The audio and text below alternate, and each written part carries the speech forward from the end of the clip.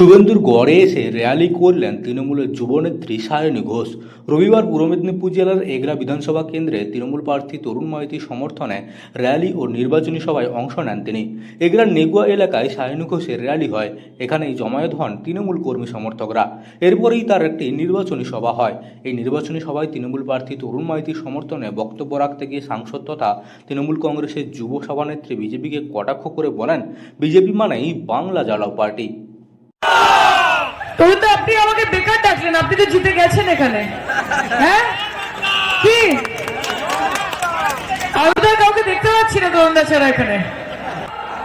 BJP Bangla জ্বালাও party, ভারতীয় জুমলা party, Bangla জঞ্জাল পার্টি, ঠিক সিবি আর বুলডোজার সাজিয়ে সাজিয়ে নিয়ে যাচ্ছে।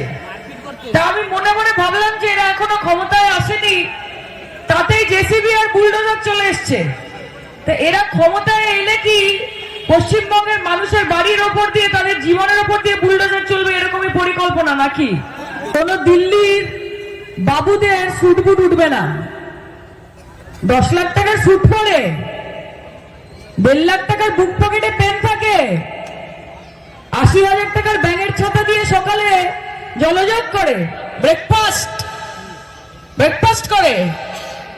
আর বাংলার মা বোনেরা, বাংলার 100 দিনের কাজ করে যেই আমার মজদুর ভাইরা, তাদের টাকা আটকে রেখেছে। মায়েরা যাতে মাথার ওপর বাড়ির ছাদ না পায় সেই জন্য আবাস যোজনার টাকা আটকে রেখেছে। আমার ছোট ছোট ভাই বোনেরা একটুখানি মিড ডে মিলে খিচুড়ির সাথে একটা করে ডিম পেত, টাকা বন্ধ করে দিয়েছে, আর পায় না। রবিবার উত্তরপ্রদেশের মুখ্যমন্ত্রী যোগী আদিত্যনাথ পূর্ব মেদিনীপুর জেলার দুটি জায়গায় সভা করেন। বিজেপি প্রার্থীদের সমর্থনে পূর্ব মেদিনীপুর জেলার নন্দকুমার ও কাঁথিতে সভা করেন তিনি। তার সভায় বিজেপি কর্মী সমর্থকরা বুলডোজার নিয়ে হাজির হয়। এই বুলডোজারকে নিয়ে কটাক্ষ করতে গিয়ে সায়নী বলেন, এরা ক্ষমতায় আসেনি, এখন থেকেই বুলডোজার এনেছে। ক্ষমতায় এলে বাংলার বাড়ির ওপর দিয়ে বুলডোজার চালাবে, বাংলার মানুষের ওপর দিয়ে বুলডোজার চালাবে।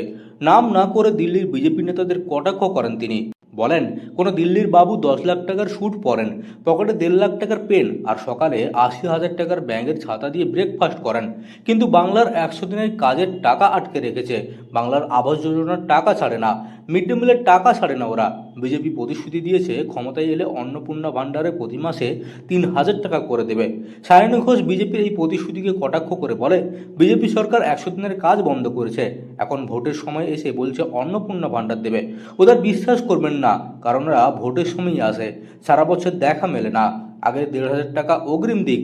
এগরা বিধানসভায় তৃণমূলের বিপক্ষে প্রার্থী শুভেন্দু অধিকারীর ভাই দিব্যেন্দু অধিকারী, তিনিও মাটি কামড়ে পড়ে রয়েছেন এগরা বিধানসভায়।